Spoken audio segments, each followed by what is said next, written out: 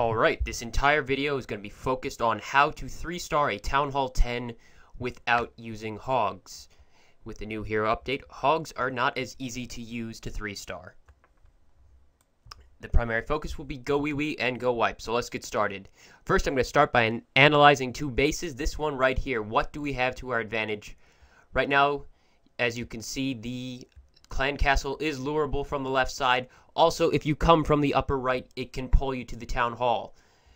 Now, with the multi-target infernos, you are favored with Go Wipe. If you're gonna 3-star this base, which I have seen done, you're gonna want to come from the top. By the top, I mean the top sides. Over by the storages, gonna break that T intersection and go right in. Now, if you're using a jump spell, the best location for the jump spell would be after you break in, take out the town hall. You can place a jump directly on that bottom inferno tower, giving you access to every single remaining compartment apart from this ones on the side, which should be the ones on the side that you didn't come from up top, which will generally be cleaned up at the end. Now, it's not easy to 3-star any base. Don't expect to go around 3-starring bases all the time. If you're going to go ahead and try to 3-star a base, a lot of consideration has to go into it. You have to consider the location of every single defense, every single wall, and how to get your troops to move through it completely. Now, what I can say about moving through it completely can be shown very easily on this common design. What we have right here is a version of the white flag base. It's very common. So as you can see, this will be the best place of entry. Any corner is the best place of entry. Choose based on the location of the heroes in the clan castle and the inferno towers. As you can see, once you place a golem on that cannon, the wizard tower will be distracted and you'll be able to bring a wall breaker in, break that wall right there, then slide another wall breaker in past that archer tower to break right there. At that point, you only need one more set of wall breakers to make it into the core. With that, you can get, with maxed walls, you can get to the core with 9 wall breakers. Also, as you can see, the clan castle is very lurable in this design. That's something that's your advantage. You got to take into account every single thing. You can lure them all the way down here.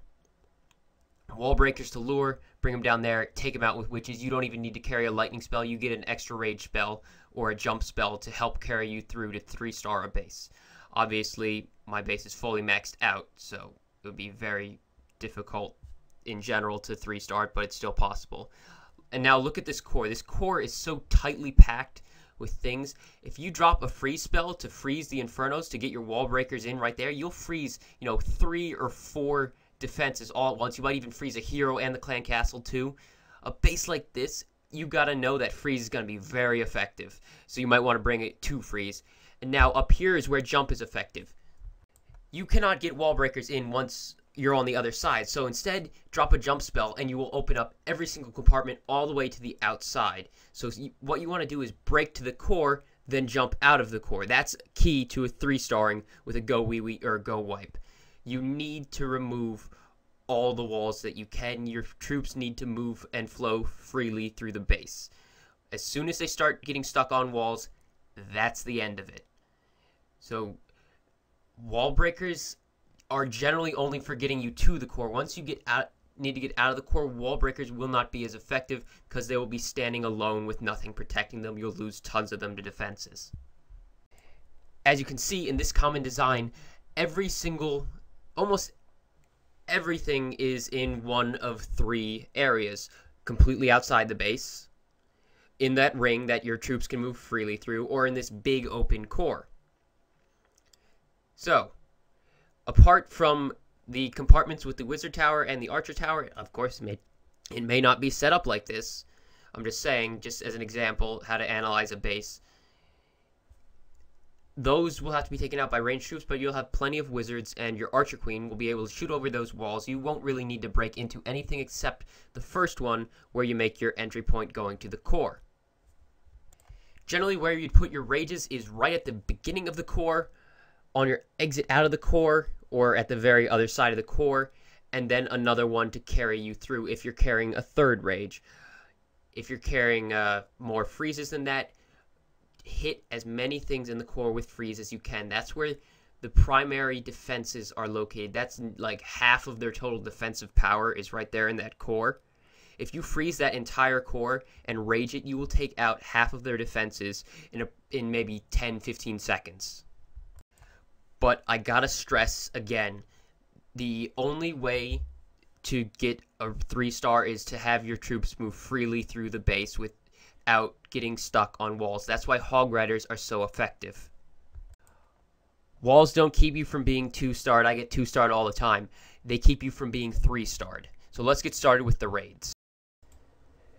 Okay, first we have Zosik from Ice Ice Baby attacking one of the members of In the Dark. You probably remember this attack from my recap I did on their war. He's going to start by luring out that easy-to-lure clan castle.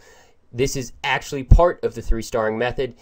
This clan castle can be lured all the way to the corner and taken out with his clan castle, freeing up his spells to allow him to carry another rage, another freeze, or another jump spell, which will help him lead to a 3-star victory. Now, he has to start his attack as soon as possible. Time is a huge factor in getting a 3-star. He's already got his golem down, even though the clan castle was still up completely when he deployed them. Now, he's going to go ahead and clear out everything as fast as he can. His wizards are down.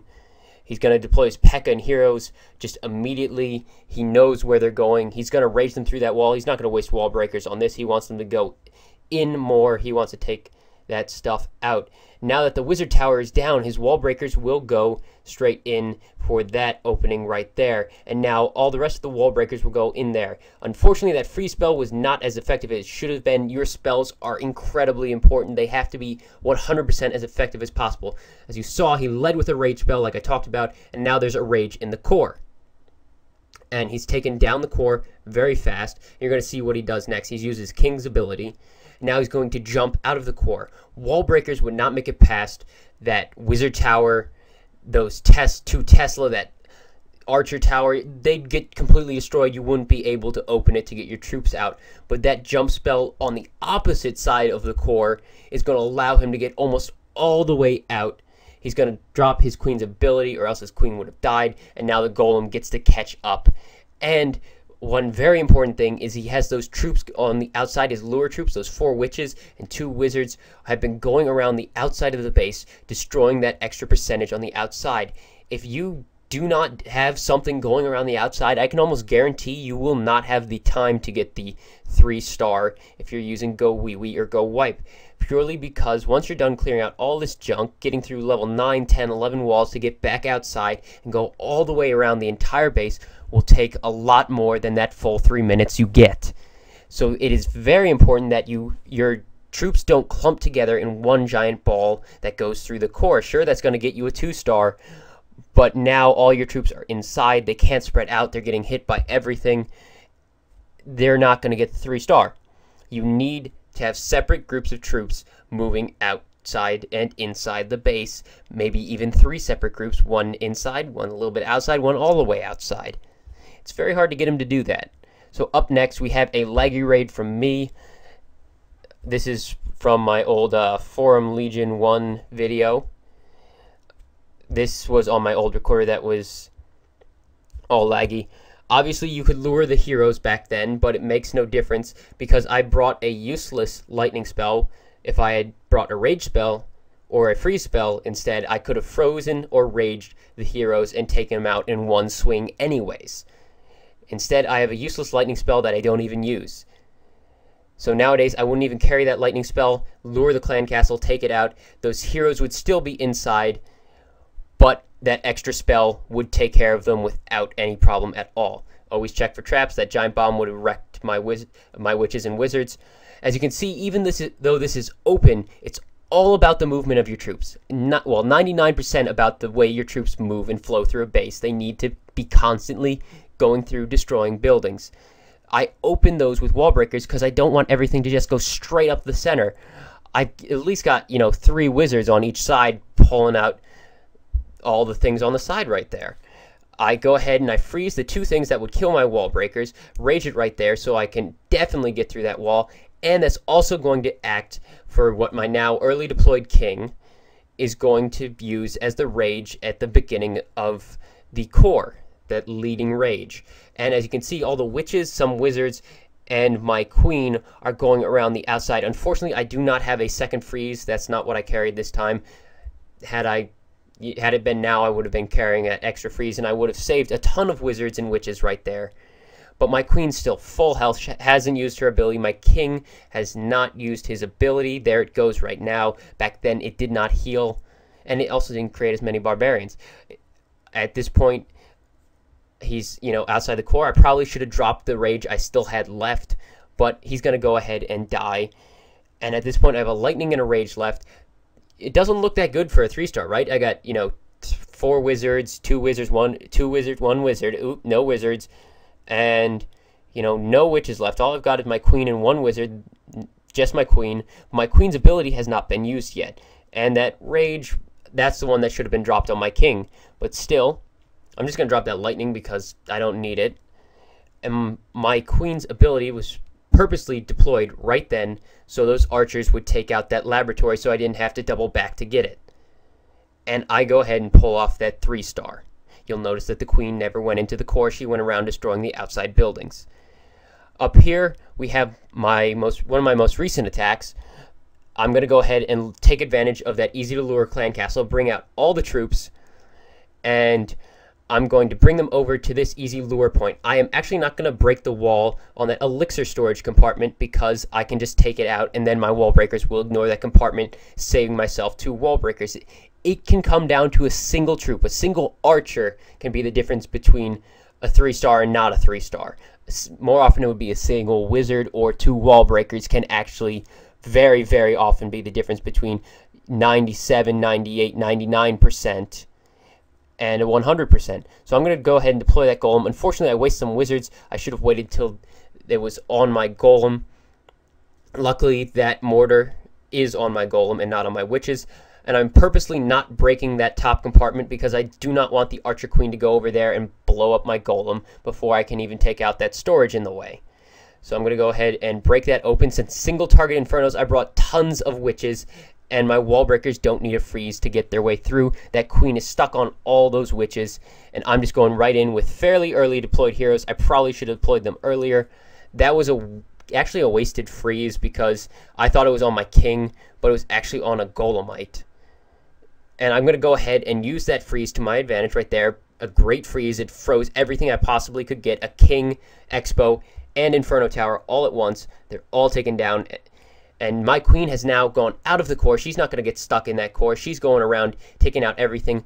I wasted 7 Wallbreakers just now. I tried to break that bottom compartment right there, and they got blown up by a giant bomb, that bottom corner. So my queen's going to spend a needless amount of time on that wall. I'm going to waste a little bit of time. My king is up top with a golem, but unfortunately the golem is not protecting him as he should.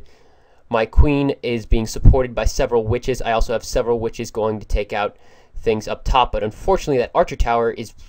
Oh, good. It did not get a bead on my witches. My king is about to go down because that golem is not doing his job. If only I had Wallbreakers left, I could have opened that up, and my king could have gone out and beaten all that stuff up. And at this point, I had to break through walls again. That's the problem of me wasting those 7 Wallbreakers. If I had those 7 Wallbreakers, I could have opened by the king and still opened this corner here, and I would be, 10 seconds ahead of where I am now. So my skeletons, of course, are being the ones that go around the outside. They're taking some stuff down. I'm going to pop my Archer Queen's ability to try and get her to move through it quicker because I need all that I can get. And now she's going to go down there. I'm going to go ahead, and I've got 4 buildings left and take out that. If only my king had gotten through. Let's see how this goes. And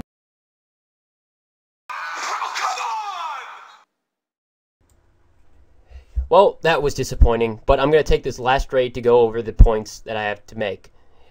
Know what your opponent is weak to.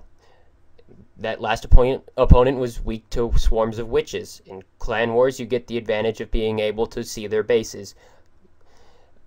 And in this raid, you can see you have to deploy everything as fast as you can. When you see a clan castle you can get easily, take it. You don't want to, have to carry a lightning spell. You can still 3-star with a lightning spell, obviously. Use heroes to your advantage. Freeze as much as you can. 3 defenses and a queen right there. And now that rage is his leading rage. You're going to want to lead off with that right there. And notice how that rage comes in at the back of the core to help him get out, since he's not going to be jumping out of the core. And that freeze took 3, almost 4 defenses all at once. Major defenses. So you're going to need to use your spells to your utmost advantage. Their freezes have to hit as much as possible. You got to lead with a rage and then exit with a rage. And then maybe if you have a third rage, mop up with it. Your jump spells, you can use them leading in, but know that you will not be able to use Wallbreakers to get yourself out. So if you can get in with all Wallbreakers, I suggest getting in with Wallbreakers and then exiting with a jump, because it's all about, well, almost all about the flow of your troops. Your troops have to constantly flow throughout the base and never stop moving. You can't get stuck on walls. You can't get stuck on clan castle troops. You can't get stuck on high power defense. And then it's all about, do you have enough time to get through the rest of the base? Those walls take huge amounts of time out of your raid. That's why you gotta deploy everything as fast as you can without screwing it up. It's all about the timing and the spells and how you move through the base. Thanks for watching.